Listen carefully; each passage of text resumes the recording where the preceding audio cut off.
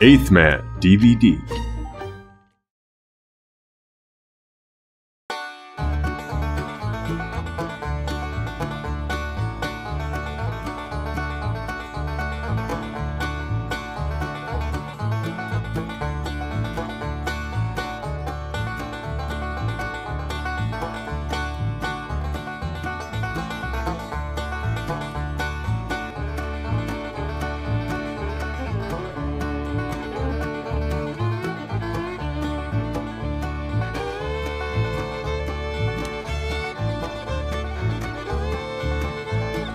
Beverly Hillbillies.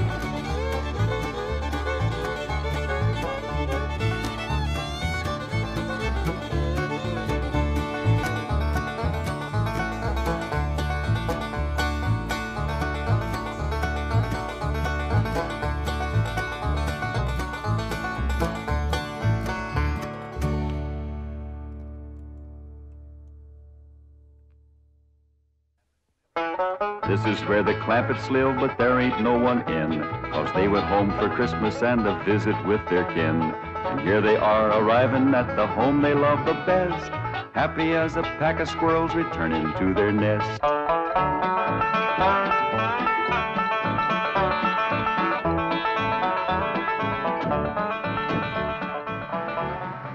right, Thunder Granny, the old place ain't changed a bit.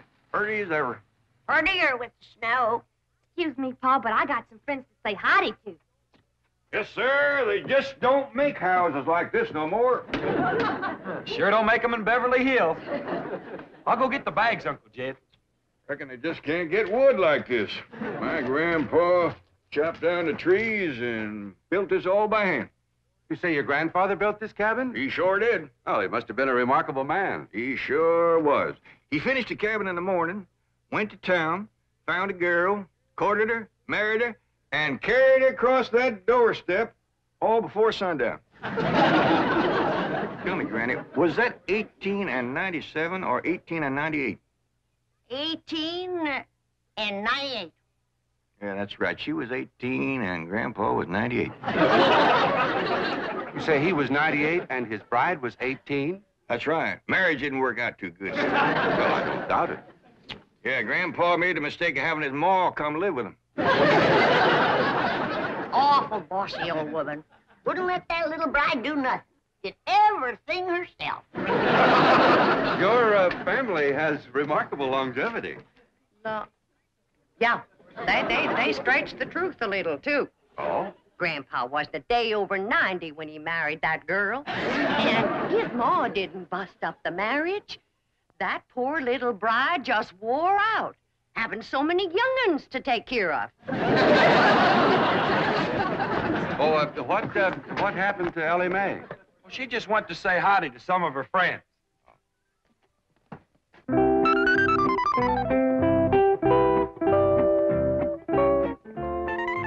Maggie? Maggie, it's me, Elly May. I come back to visit you. Ooh. Not you, Henry. Right now I'm looking for Maggie. You seen her? You're supposed to be so doggone wise. Where is she? Well, Davy Crockett. Say, you're looking bushy as ever. What's the matter? What you scared of? Don't you remember me? Please, Davy, don't run away. Oh, howdy, Mr. Beaver. It's me, Elly. What you kicking snow at me for? Oh, please, Mr. Beaver, come back. Hi, Mr. Foxy. Me, Elly. Come back. Clampett, I certainly appreciate your letting me use your cabin as a field headquarters. I've got a few things in the bedroom. I'll get them out. No need for you to do that, Mr. Brewster. We're just going to be here a couple of days. Granny and Elly can use the bedroom, and you and me can kind of curl up here in front of the fire. That's mighty kind of you, Mr. Clampett. But I'll find a place to stay in town. Well, no need for you to drive all that way through the snow. Why, you're here, you're by the oil field, and Granny cooks up a big meal that really sticks to your ribs. What you cooking in the bar, Granny? My special Christmas holiday victuals. We'll start with red cabbage and green turnip tops, swimming with sorghum. Then what I call my heavenly hash. That's grits and chitlins, possum belly, hog jowls, and catfish. All minced together and simmered in gopher gravy. With post-talk eggs. Now there's victuals you won't forget in a hurry. I'll try. What do you say, Mr. Brewster? Roars too hard, we'll get some pine boughs and ashes for you to sleep on. Well, I think I'll go into town. Thank you very much. Excuse me. What's the matter with you two asking him to stay here? You want me to be a widow all my life? I was going to offer him my spare room. You ain't got no spare room, Pearl. I have if Jethro stays here. If Mr. Brewster stays with you and Jethro, won't people talk? I hope so. And Jed can insist on him marrying me. I'm going to get him. Now's my chance. Exactly hold with making a man get married unless he wants to. He wants to? Why, that man's so in love with me he can't eat. Yeah, but are you in love with him, Pearl? Oh, Jed, when I'm near him, I feel like my feet is dangling in a creek and the minnows is biting at my toes. That's what you call really being in love. Help her, Jed. Mrs. Bodine, if you'd like a ride into town, I can drop you off on my way to the hotel. Hotel? Why, you can't stay there. Oh, no, sirree. You sure can't. Why not? Why not, Jed? Why not, Pearl? Why not? There's a convention there. Yeah. Every room in that hotel is full up. You're packed in there like krauts in a jar. What kind of convention? Elks convention. That hotel is bulging with elks. Oh, well, perhaps I can find a room in a boarding house. You know anybody got a spare room, Granny? No, I don't. Do you, Jed? Well, I see now. Only spare room I know of around here is over to your house, Pearl. Why, land to mercy, I plumb forgot. Yes, my spare room. What spare room, Ma? We ain't got it. Ow! Pearl, why don't you run out and fetch some wood? I just brought some wood in. What spare room, Ma? We ain't got no spare. Ow! You just run along outside and get the kinks out of that leg. I ain't got no kinks in my leg. It's just that Ma just keeps... Ow! Son, if you're gonna play hopscotch, you go outside. House ain't for playing games. But I ain't playing games. Then go chop me some wood. I just chopped some wood. Chop her some green wood. She wants to smoke a possum. Now give her. I just chopped some wood and I put it right there. I just put it right over there in the corner. Now, you come to my house, Mr. Brewster. The spare room is yours. Well, all right. If it's not... Why should I sleep here on the floor? I got a room. Ow! He's given to seizures in the leg, ain't he, Granny? I'll have him rub it with some hot possum grease tonight. Yeah, well, let's get going. Aunt Pearl, would you do me a big favor? Well, of course, Elly May. What is it? Would you take this here fur coat? Your mink? For keeps? I sure would appreciate it. It makes my friends in the woods kind of skittish. They must reckon I'll be wearing them next. Well, I don't rightly know if I Go should... ahead and take it, Pearl. That is, if you don't mind it's been war once or twice before. Oh, not at all. I tell you what, I'll put it in one of my hope chests, and I'll wear it on my honeymoon. Say, Mr. Clampett, isn't that an awful big tree that Jethro's chopping down? Yeah, he's notching it on the wrong side, too. Hey, Jethro, quit notching that tree on this side. It's liable to fall right down on the... Look out!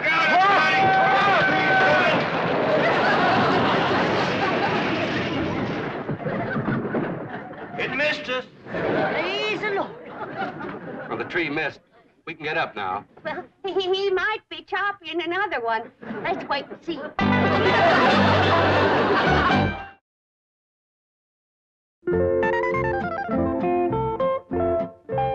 Maggie? Me, Elly.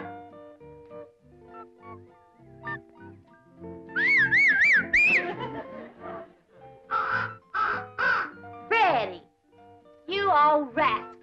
I know you've seen Maggie. You'll go and get her for me. I'll give you something shiny. What would you like? How about this? Okay?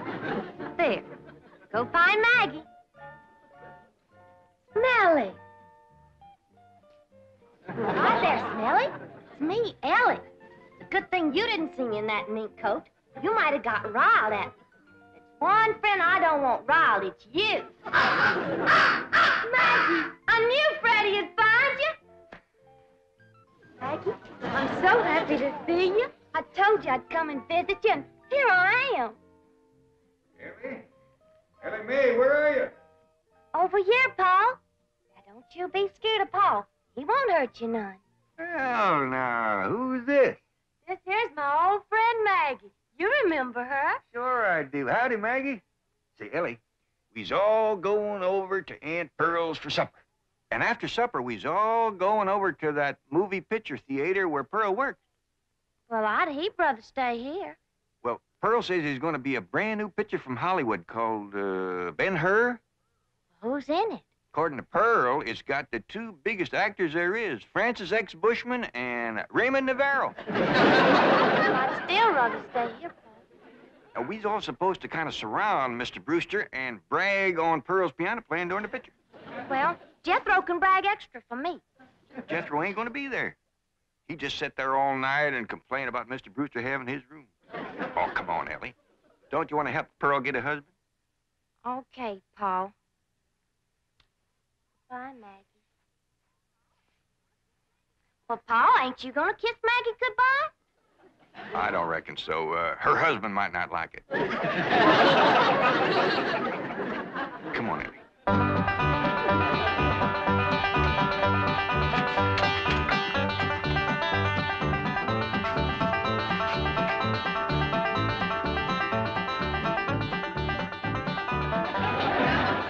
Come on, everybody. Well, doggy. Jethro, it's a picture of your ma. Yeah, it says, in person, Pearl Bodine, Wizard of the Keyboard. That means Piany. Hey, your name is as big as Ben Hur's. I begged the manager not to put that up, but he says it's a drawing card. My playing during the picture. During the picture, don't you have sound? Loads of it. Between the people crunching popcorn and crying and reading the titles out loud, you got plenty of sound. Now, everybody go on in and sit down. You're all on complimentary passes. Now, I gotta pop some corn and sell tickets before I come in and play the overture. Mr. Brewster, did you ever in all your born days see a woman who could do more things than my cousin Pearl? She can cook, sew, keep house, play piano, and no wonder the men around here are just beating her door down to propose. But Pearl's choicey. She's waiting for the right man.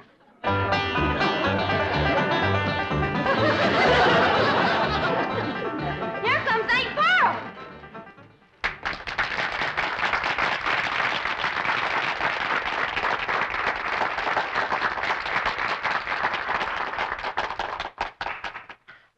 Ladies and gentlemen, before our big premiere gets underway, I know you'll want to meet the celebrities in our audience tonight. Now, sitting right here in the front row from Tulsa, Oklahoma, is the field manager of the OK Oil Company, bought by Cousin Jed Swamp, Mr. John Brewster.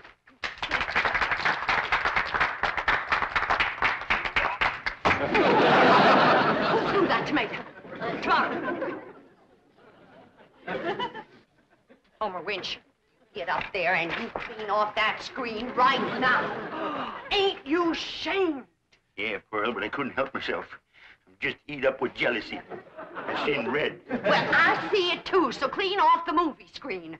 Ben Hur will look like he's bleeding before the chariot race ever starts. Exciting when you're mad, Pearl. Get up there, you coot.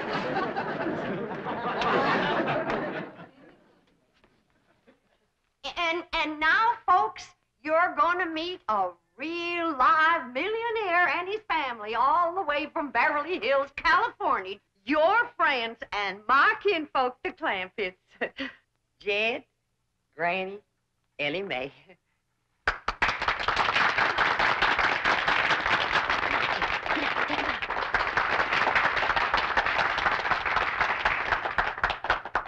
Folks, mighty nice to be back here with you again, and you're all invited to come visit us in Beverly Hills.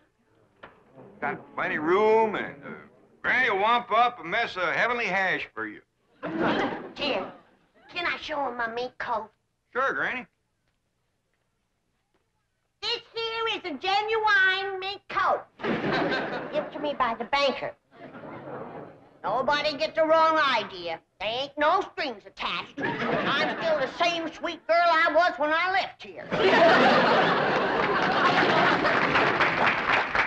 And now, folks, I got a real big surprise for you. As you know, those that can read, the picture for tonight is Ben Hur, and I have wrote and composed a special song in honor of the chariot race, which is the most exciting part of the picture. And this here special song is going to be sung by my daughter, Jethro. Take a bow, Jethro.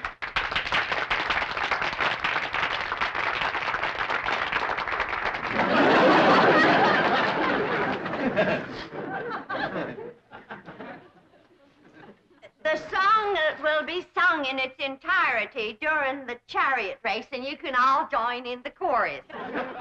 But seeing that Homer Winch ain't got the tomato off the screen yet, Jethro will give you a little sample right now.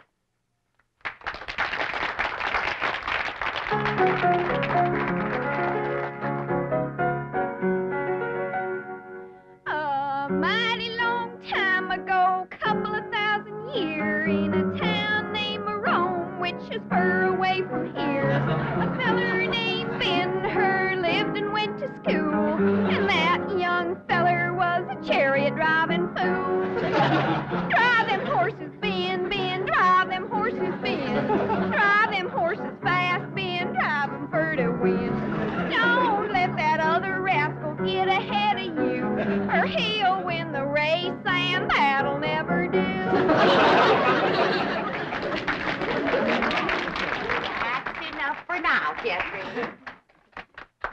You'll hear the song again during the chariot race, and everybody can join in the chorus.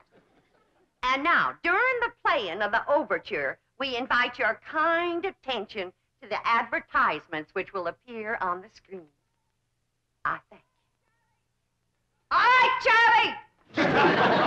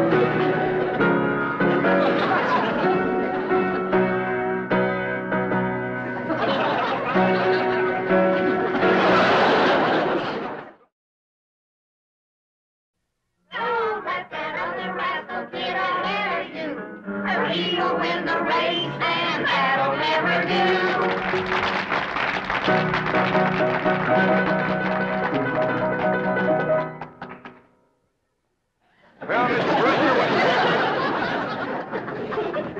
Where's Mr. Brewster?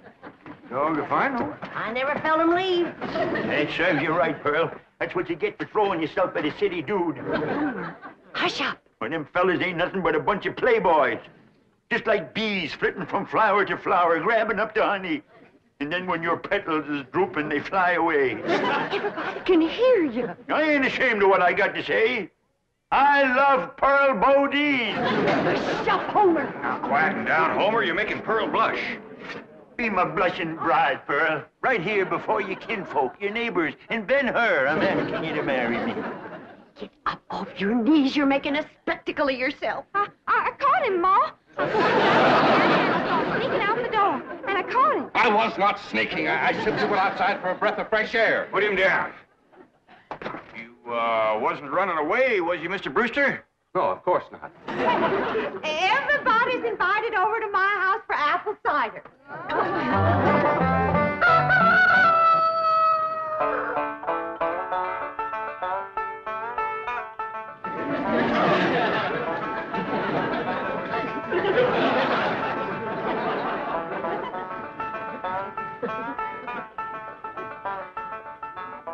Dad, wake up. Ted, you too, Jethro. Come on now, get out from underfoot, both of you. Granny, we was up late last night. Yeah, Granny, we want to sleep. It ain't what you want that makes you fat, it's what you get. Getting up off that floor.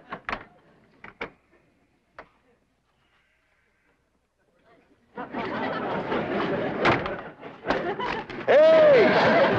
What do you want to do that for? Yeah, that's cold. Now, when I say get, you get. Floor is cold and hard. You're getting soft from city life. Now get dressed, get washed, and get packed. Packed? You heard what I said. I ain't gonna spend another night in this place. Not with that wild daughter of yourn. I didn't sleep a wink. Appears to me like you're getting a mite soft from city living, too. Time was when you never minded sharing a bed with Elly May. I still don't mind sharing a bed with Elly May. But I draw the line when it comes to sharing with them others. What others? Well, there was an owl, and a squirrel, a crow, and a fox, a possum, and a skunk, and a porcupine. Well, I'll go in and speak to Elly May. I wouldn't go in there if I were you unless you want them flannels took right off you. What are you talking about? You know where my mink coat is right now? Where? In the top of a tree, full of baby eagles. Their mama and me fought for nigh on to 10 minutes for that coat.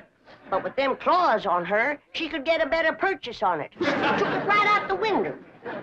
You've been at your rheumatism medicine. I ain't about to swallow no story about Uncle a Jack, Granny, a great big old eagle just snatched the hat right off my head. See what I told you? When a mama eagle wants to keep her babies warm, she'll grab anything. Somebody better help Elly May hang on to her blankets, because that rascal just flew in her window. Frida, you hadn't ought to took Jethro's hat. Never mind about Jethro's hat. Ask her to bring back Granny's mink coat. Only if she wants to. Frida, you bring back Granny's mink coat. And if she's took any suitcases, see if you can get them back, too. We's packing up. Sit down. Oh, excuse me.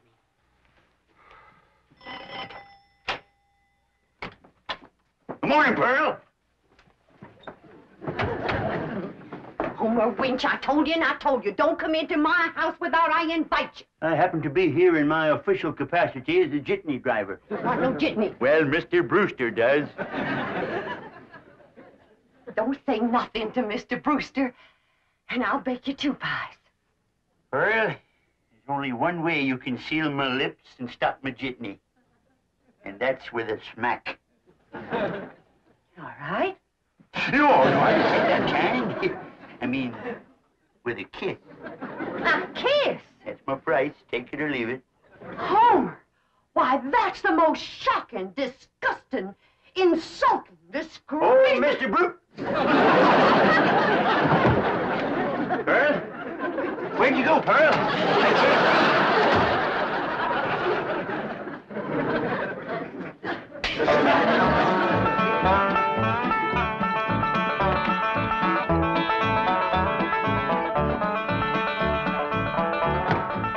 Ma's coming, and boy, is she a driver. She must have heard we was leaving. Without getting her married to Mr. Brewster. I reckon we's in for considerable bawling. Ain't nobody can outcry Ma when she commences to gushing. Pearl? I reckon you's heard we's going back to Beverly Hills. Oh, now, Pearl, you's bawling already. Don't worry, Pearl. You'll get a feller. Yeah, come on back to Beverly Hills with us. I can't. All right, Pearl, all right. I can't fight a woman's tears. We'll stay here until you marry Mr. Brewster. Yeah, Ma, and I'll be your best man. And you can wear that beautiful mink coat on your honeymoon. Pearl, what are you crying about now? The mink coat. What about it? I was driving down the road and a great big eagle took it right out of my lap. Don't you worry. Elly May! Yeah, Pa? You shinny up that tree and tell that grabby eagle to give you back that mink coat for Pearl's honeymoon, or she ain't no friend of yours. Only if she wants to, of course.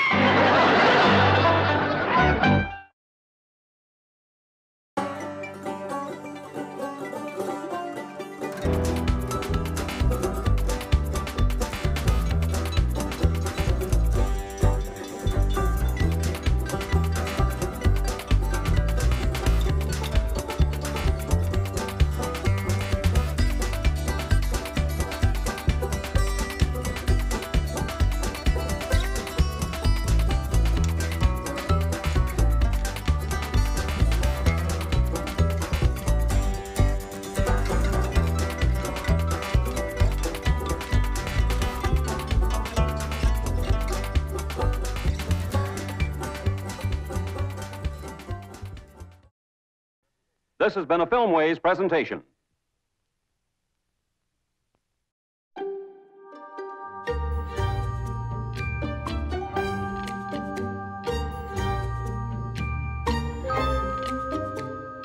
Eighth Man DVD.